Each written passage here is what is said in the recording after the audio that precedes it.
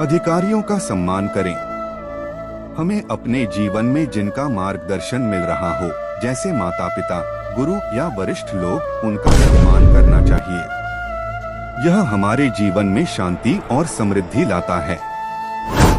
समाज के कल्याण के लिए कार्य करें। सिर्फ अपने भले के लिए नहीं, बल्कि समाज के भले के लिए भी कार्य करें। समाज में सेवा और मदद करने से आत्मा को शांति मिलती है। सभी कार्यों में निष्कलंकता रखें। किसी भी कार्य को पूरी निष्कलंकता और निस्वार्थ भाव से करें। यही सच्चे कर्मों का मार्ग है। वर्तमान में जीना ही सबसे बड़ी साधना है। हमें बीते हुए समय का अफसोस और भविष्य की चिंता छोड़कर सिर्फ वर्तमान में जीना चाहिए। वर्तमान ही वह समय है जिसमें हम अपने कर्मों को सुधार सकते हैं। कर्मों के फल पर निर्भर मत रहो।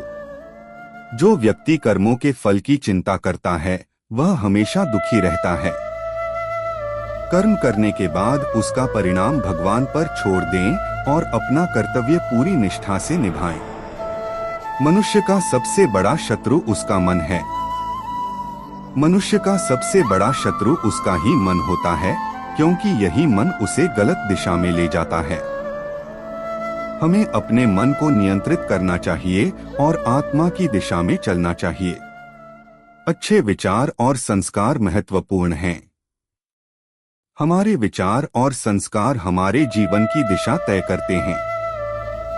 अच्छे विचार और संस्कार हमें सही मार्ग पर चलने की प्रेरणा देते हैं। प्रकृति के साथ सामंजस्य बनाए रखें। प्रकृति से हमें जीवन जीने की प्रेरणा मिलती है। हमें प्रकृति के साथ सामंजस्य बनाए रखते हुए अपने जीवन को संतुलित बनाना चाहिए। कभी किसी को भी निराश न करें। हम किसी के साथ भी बातचीत करते हैं या किसी के साथ समय बिताते हैं तो हमें उन्हें निराश नहीं करना चाहिए। किसी के चेहरे पर मुस्कान लाना ही जीवन का उद्देश्य होना चाहिए। स्मृति में भगवान को रखें। भगवान की स्मृति हमेशा हमें शुभ कार्य करने की प्रेरणा देती है।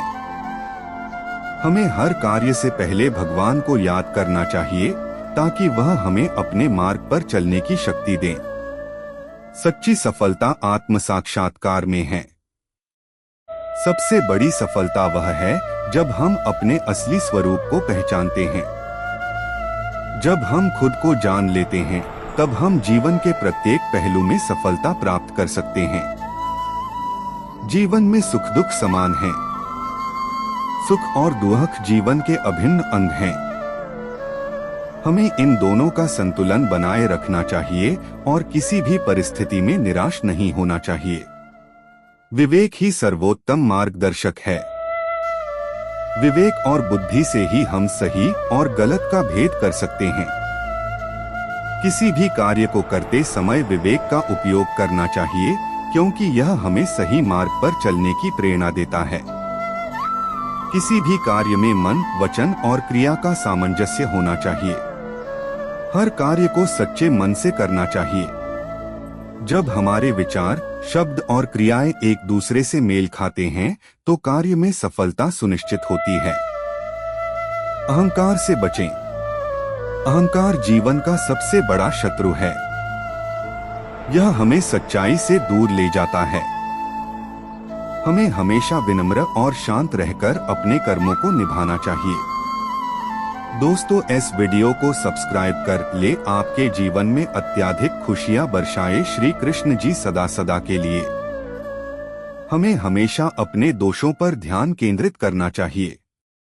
दूसरों के दोषों पर ध्यान देने से हम अपने आत्मनिर्माण में विघ्न डालते हैं। भगवान की कृपा से ही सब कुछ संभव है। जब भगवान की कृपा होती है तो सभी कार्य सहज और सरल हो जाते हैं। हमें भगवान पर विश्वास रखना चाहिए, क्योंकि वही हमारी राह में आ रही बाधाओं को दूर करता है। बिना किसी स्वार्थ के कार्य करें। सभी कर्मों को बिना किसी स्वार्थ या इच्छाओं के करना चाहिए। स्वार्थ का अभाव ही सच्चे कर्म का प्रतीक है। जब हम निस्वार्थ भाव से काम करते हैं, तब भगवान की कृपा हमारे साथ रहती है। सच्ची भक्ति निस्वार्थ होती है। भक्ति का असली रूप वह है जिसमें व्यक्ति केवल भगवान के प्रेम में डूबा रहता है, न कि किसी स्वार्थ या लाभ की इच्छा करता है। शरीर को भी साधना का माध्यम बनाएं।